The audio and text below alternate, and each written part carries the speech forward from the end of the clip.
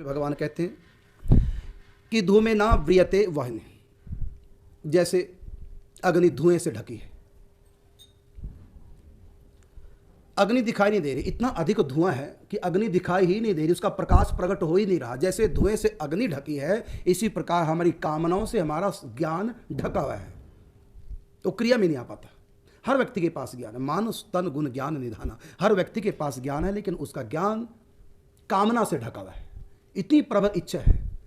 रावण जानता है कि मैं पर स्त्री की तरफ को दृष्टि देख रहा हूं तो क्या इसका दंड, ये अपराध जानता है, लेकिन उसकी कामना इतनी प्रबल है, उस प्रबल कामना ने उसको विवेकहीन कर दिया। यद्यपि विवेक तो इतना है कि रावण चारों वेदों का ज्ञाता था, लेकिन वो ज्ञान रावण का कामना से ढक गया, उसमें इच्छा जग गई। इसी प्रकार पर धन को लेना, पर धन को चुराना, छीनना, ये अपराध है। लेकिन पुष्पक विमान की कामना रावण में इतनी अधिक हो गई कि अपने भाई तक का पुष्पक विमान छीन लिया। तो रावण को पता कि मैं गलत कर रहा हूं, लेकिन कामना इतनी अधिक प्रबल हो गई, उसका विवेक ढका गया। कैसे? तो भगवान श्री कृष्ण कहते हैं कि धूमे ना व्रियते वहने, जैसे अग्नि धुएं से ढकी जाती है, इसी प्रकार रावण का विवेक, रावण का ज्ञान अर्थात पापी का ज्ञान ढका जाता है प्रबल कामना से। और साथ में कहा यथा दर्शो मलेन च, जैसे दर्पण मल से ढका हुआ है, दर्पण के ऊपर इतना मल चढ़ गया कि उसमें हमारा प्रतिबिंब दिखाई नहीं दे रहा है। इसी प्रकार हमारा ज्ञान, हमारा विवेक, हमारी समझदारी किससे ढकी गई? प्रबल कामना से। और तीसरा उदाहरण दिया भगवान ने, यथोल बेना वृतो गर्भस तथा तेने दमा वृतम, जिस प्रकार गर्भ जेर से ढका होता है, गर्भ का बच्चा जेर से जैसे ढका हुआ है, श्वास भी नहीं ले सकता। गर्भ में तो उसको जीवन शक्ति मिलती है माँ से, लेकिन जो ही गर्भ से बाहर आता है तो उसको जीवन शक्ति माँ से नहीं मिलती, स्वयं उसको श्वास लेकर के जीवित रहना पड़ता है, लेकिन वो पूरा जेर से ढका हुआ है। यदि वो जेर से ढका रह गया तो हाथ पांव पटकेगा तो सही, लेकिन थोड़ी देर के बाद मृत्यु को प्राप्त हो जाएगा। क्यों?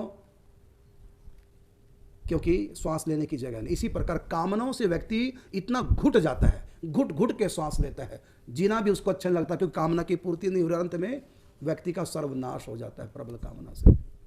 तो तीन उदाहरण भगवान ने देकर, तीन उदाहरण क्यों दिए हैं? एक ही उदाहरण दे देते, तीन इसलिए दिए बार बार समझाने के लिए। जो वेरी वेरी इंपॉर्टेंट वस्तु होती है उसको तीन, कम से कम त्रिवाचा भरा जाता है, तीन बार समझाई जाती है, और तीन प्रकार से समझाई, तीन उदाहरण से समझाई। यद्यपि तीनों उदाहरण के अलग अलग अर्थ निकलते हैं, एक ही अर्थ नहीं है, अलग अलग, लेकिन उसकी व्याख्या करके आगे चलते हैं।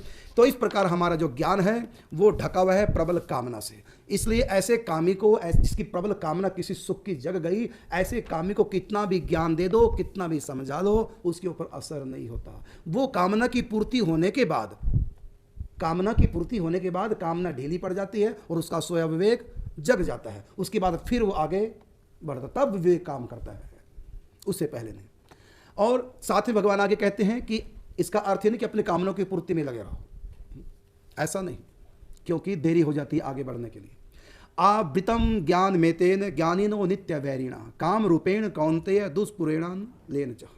भगवान श्री कृष्ण कहते हैं कि ये कामना जो है आग के समान है। आग में कितना भी ईंधन डाल दो, क्योंकि अग्नि की खुराक ईंधन है, तो कितना भी ईंधन डाल दो आग कभी शांत नहीं होती, बल्कि जितना ईंधन डालेंगे, जितना उसको खुराक देंगे, उतनी अग्नि बढ़ती है। इसी प्रकार हमारी कामनाएं, झोंपड़ी वाला कहता है कि मेरा पक्का मकान बन जाए, बन गया 2 कमरे पक्के मकान, अब उसकी कामना पूरी हो गई, अब शांत हो जाना चाहिए, लेकिन अब कामना जग गई, ऊपर ही बन जाए डबल स्टोरी, चलो डबल स्टोरी बन गई। अब कामना जग गई क्या? अब हर कमरे में एसी लगे, चलो एसी भी लगा दिया, अब कामना जग गई क्या? अब कार भी आ जाए। मतलब जितनी इस कामना में जितना ईंधन डलेगा उतनी ये भड़कती चली जाएगी। इसलिए कहा कि ज्ञानी नो नित्य वैरिण है, जो ज्ञान मार्गी अर्थात जो भक्ति पर की राह पे चलने वाले हैं, जो विवेकी जन हैं, उनके लिए तो ये कामना क्या है?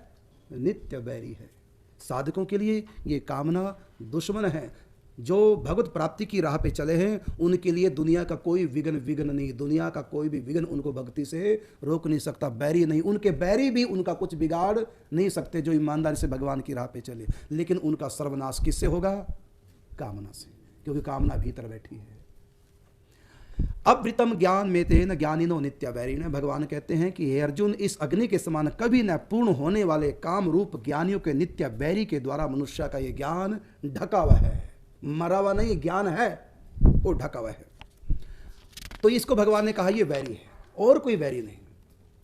साधकों के लिए एक ही वैरी, वो क्या है? इतर कामना। भगवत प्राप्ति से इतर कामना वो साधना में विघ्नकारी है। और ये कामना निवास कहाँ करती है? अगले श्लोक में भगवान बता रहे हैं, ये कामना निवास करते हैं इंद्रियाणी मनो बुद्धि रस्याधिष्ठान मुच्यते। कहाँ कहाँ ये कामना निवास करती है? माने हम किसकी पूर्ति में लगे हैं?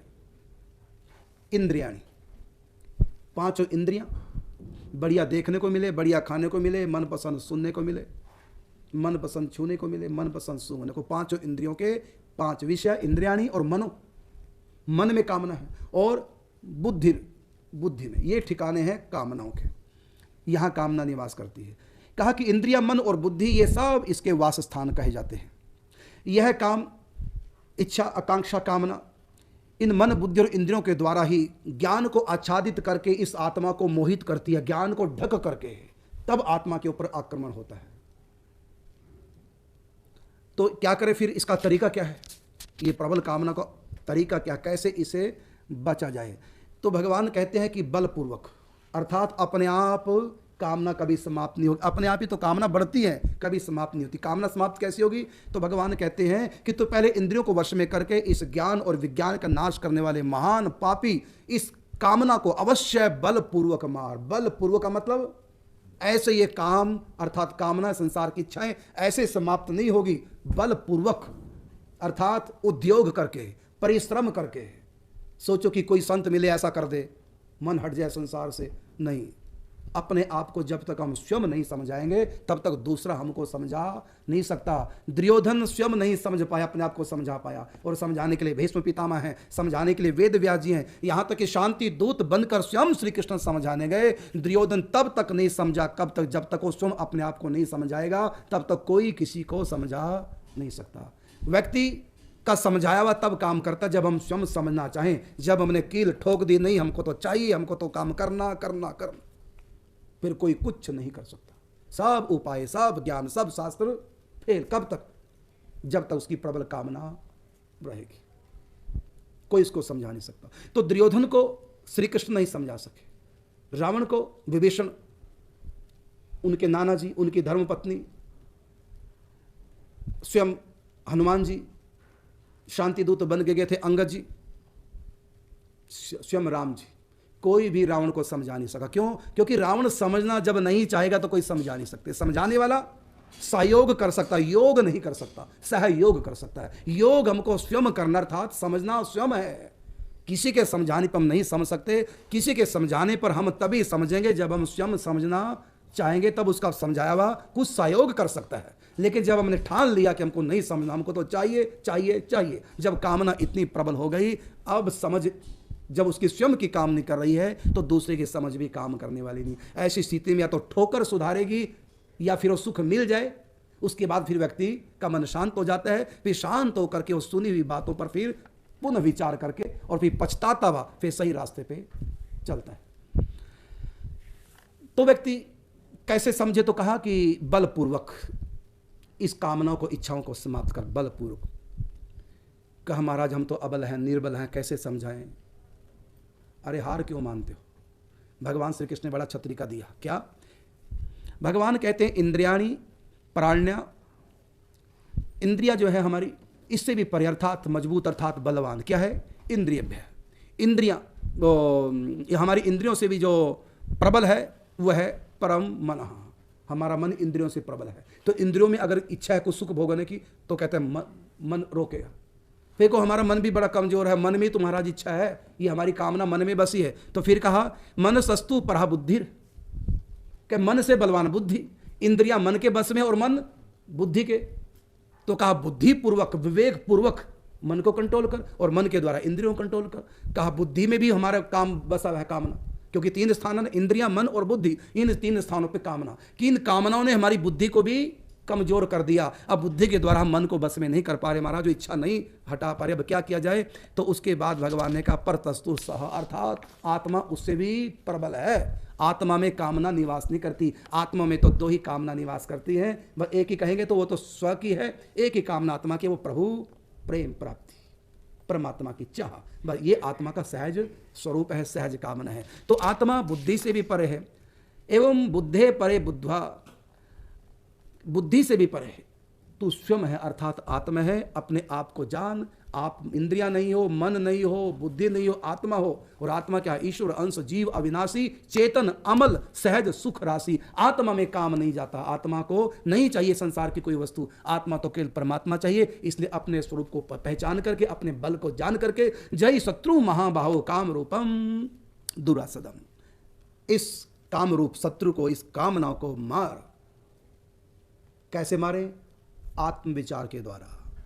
मैं शरीर नहीं, मैं इंद्रियां नहीं, मैं मन नहीं, मैं बुद्धि नहीं, मैं तो सच्चिदानंद घन आत्मा, मुझ में कोई संसार की इच्छा नहीं है। ये वस्त्र शरीर को चाहिए, मुझको नहीं। ये भोजन शरीर को चाहिए, मुझको नहीं। मैं तो आत्मा, मुझको तो केवल परमात्मा चाहिए। अपने स्वरूप में स्थित होकर के इतने बलि बन जाओ, उसके बाद भगवान की आराधना में लग जाओ। जो हमको चाहिए वो पूरा होना चाहिए। और इस कामना की पूर्ति में, कौन सी कामना? भगवत कामना, भगवत प्रेम प्राप्ति की। इस कामना की पूर्ति में संसार की कामना अगर बीच में आएगी, हट पीछे और चल आगे। इस प्रकार अपने आप को कमजोर मत मानो और स्वयं अपने आप को समझाओ, अपने आप को इतना मजबूत बनाओ और बढ़ो आगे। तुम साधारण नहीं हो, तुम माया के अंश नहीं। ममई वांशो जीव लोके जीव भूतः सनातना। हम परमात्मा के अंश हैं। जितनी शक्ति परमात्मा में, उतनी शक्ति हम में है। अपने आप को जानो, अपने आप को पहचानो। देहात्म बुद्धि छोड़ करके आत्मा बुद्धि करके, देहात्म बुद्धि को छोड़ करके अध्यात्म बुद्धि का विचार करके अपने मन को मजबूत बनाओ, बुद्धि को मजबूत बनाओ, इंद्रियों को मजबूत बनाओ।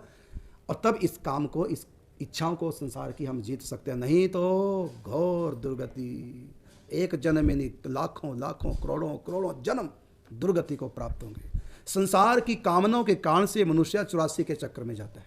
इन कामनाओं के कारण से ही भगवत प्राप्ति नहीं होती। इसलिए सहज प्रभु के विधान से जो सुख आ जाए उसको अंगीकार कर लो, प्रभु का प्रसाद मानकर धर्म पूर्वक। और जो सुख नहीं है, कल्पना ही ना करो, सोचो भी मत, मेरे प्रभु के विधान से जो हो रहा है होने दो। और इस संसार से निकलने की कोशिश करो, कामनाओं का त्याग करके।